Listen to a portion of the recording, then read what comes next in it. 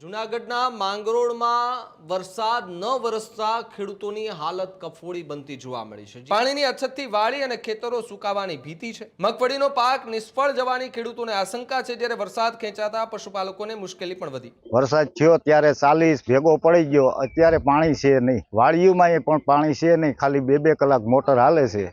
પશુપાલન માટે ક્યાંયથી બહારથી ઘાસચારો લઈ આવી પણ અતિ મોંઘો છે। ખોળના ભાવે 2100-2000 રૂપિયાના ભાવ છે, તો અમારે દૂધ હોય તો અહીં દૂધના કંઈ ફેટના કંઈ ભાવ આવતા નથી। સરકારમાંથી અમારી પ્રાર્થના છે ઈશ્વરમાંથી કે ઈશ્વર જો વરખાવે તો આમાં અમે કંઈક લઈએ, અમારા માલ ઢોર માણસ બધા નભી શકે એવું થાય। સંપૂર્ણપણે કોઈ પણ રીતે ઘાસચારાની અછત નથી, પીવાના પાણીની અછત નથી। તાલુકાનો 100% વરસાદ સિઝનની શરૂઆતમાં જ પડી ગયો છે, એટલે એવી કોઈ પણ પ્રકારની ફરિયાદ, ગંભીર ફરિયાદ અમારા સુધી હજુ સુધી આવી નથી। એક બાજુ ખેડૂતોને દેવું થઈ રહ્યું છે તો માથે સરકાર દ્વારા કિસાનોને કોઈ પણ પ્રકારની સહાય પણ નથી આપવામાં આવી રહી અને સાથે સાથે મેઘરાજાની મહેલ પણ નથી જોવા મળી રહી। જૂનાગઢના માંગરોળમાં વરસાદ ન વરસતા ખેડૂતોની હાલત કફોડી બનતી જોવા મળી છે, જ્યાં ચોટેલીવેડી ગામે 1.5 મહિનાથી વરસાદ ન વરસ્યો। લાંબા વરસાદની વિરામથી ખેડૂતોમાં ચિંતા વધી। કૂવામાં પાણી ઘટતા સિંચાઈ માટે મુશ્કેલી પડી રહી છે, ત્યારે ન્યૂઝરૂમ ગુજરાતની ટીમ ગ્રાઉન્ડ ઝીરો પર ઉતરી અને ખેડૂતોની જે મુશ્કેલી છે તે સમજવાનો પ્રયાસ કર્યો। ત્યારે ગ્રાઉન્ડ ઝીરો પરથી ખેડૂતોએ પોતાની આપવીતી પણ ન્યૂઝરૂમ પર જણાવી। પાણીની અછતથી વાડી અને ખેતરો સુકાવાની ભીતિ છે। મગફળીનો પાક નિષ્ફળ જવાની ખેડૂતોને આશંકા છે, જ્યારે વરસાદ ખેંચાતા પશુપાલકોને મુશ્કેલી પણ વધી। પશુઓ માટે બહારથી ઘાસચારો મંગાવવાની નોબત આવી। ઘાસચારો અને જે ખાણદાણ છે તેમના ભાવ પણ હવે મોંઘા બન્યા। વધતા ખર્ચથી પશુપાલન કરવું પણ મુશ્કેલ બન્યું, જ્યાં દૂધના ભાવ સામે આવક ઓછી હોવાનો આક્ષેપ છે। ચોટેલીવેડીના પશુપાલકો દેવાના બોજમાં દટાતા જોવા મળી રહ્યા છે, જ્યારે વીમા અને અન્ય સહાય ન મળતી હોવાની વ્યથા પણ ઠલવી છે।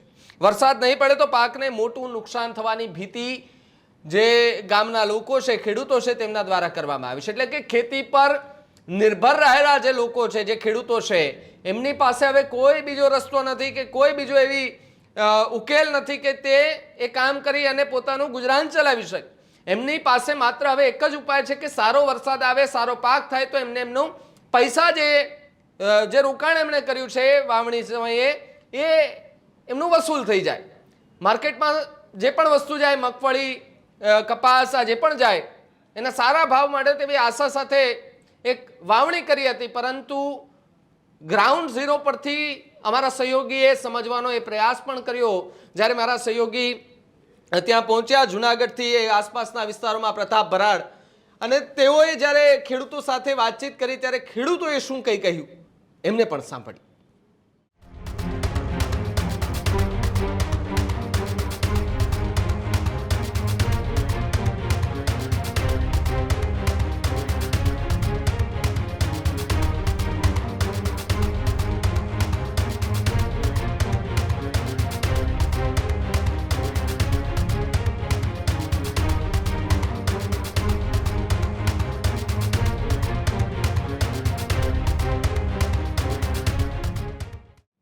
હાલની પરિસ્થિતિ બહુ ડેન્જર છે। હાલની થકી અટાણે 1.5 મહિનો થયા વરસાદ છે નહીં। વરસાદ થયો ત્યારે 40 ભેગો પડી ગયો, અત્યારે પાણી છે નહીં અને પરિસ્થિતિ બહુ ડેન્જર છે। વાડીઓમાં પણ પાણી છે નહીં, ખાલી 2-2 કલાક મોટર હાલે છે। પશુપાલન માટે ક્યાંયથી બહારથી ઘાસચારો લઈ આવી પણ અતિ મોંઘો છે, પોહાતો નથી, પણ છતાંય કરવું પડે છે। અટાણે શું પરિસ્થિતિ છે? વરસાદ ખેંચાય, અટાણે વરસાદ આગળ ખેંચાય તો પરિસ્થિતિ બહુ નબળી આવવાની છે, કારણ કે ખેડૂતને અત્યારે કઈ છે નહીં, પાણી છે નહીં તો ઘાસચારો થાય એમ નથી, તો મગફળીને અમે કઈ અટાણે નિષ્ફળ જાય એમ છે। અત્યારે કઈ અમે આગળ કઈ એવું કરી શકીએ એમ નથી, કારણ કે વરસાદ જ નથી તો પરિસ્થિતિ ખરાબ કાયમીથી કાયમી થાય એમ છે।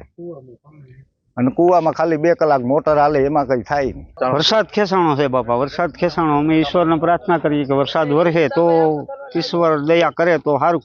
કુદરતના સરકારના જો અમારી નમ્ર વિનંતી છે કે અમારે અટાણે માલઢોર અને આ માલધારી સહી તો જો અમારે પશુ બાંધ્યા છે તો અટાણે કંઈ સારો પૂરો છે નહીં, તો ખાણ દાણ અટાણે બધું નીણ પૂરો બધું મોંઘું છે।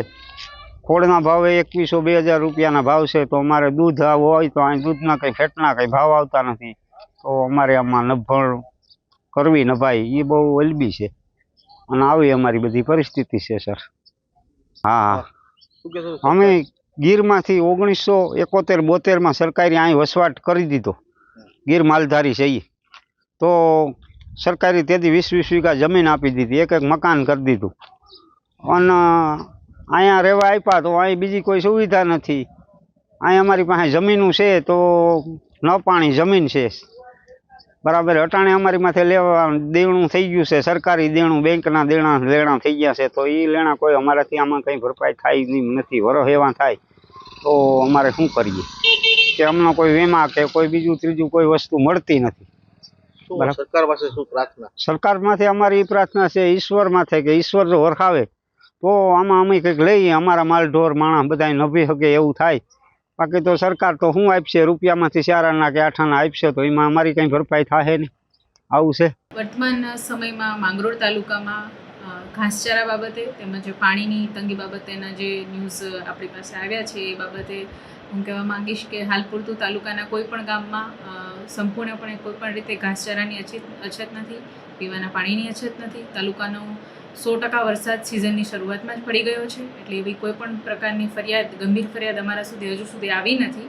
જો અમારા સુધી આવી કોઈ ફરિયાદ આવશે તો એના ઉપર આપણે કાર્યવાહી પણ કરશું. એ સિવાય સરપંચો દ્વારા જે ગામમાંથી પણ ઘાસચારા બાબતે રજૂઆત કરવામાં આવેલી છે કે બગડી ગયો છે, સુકાઈ ગયો છે, તો એના માટે અમે તલાટીકા મંત્રીશ્રીઓ પાસેથી અભિપ્રાય માંગ્યો છે. એમની અભિપ્રાય આવ્યેથી આપણે એ અન્વયે પણ કાર્યવાહી કરશું.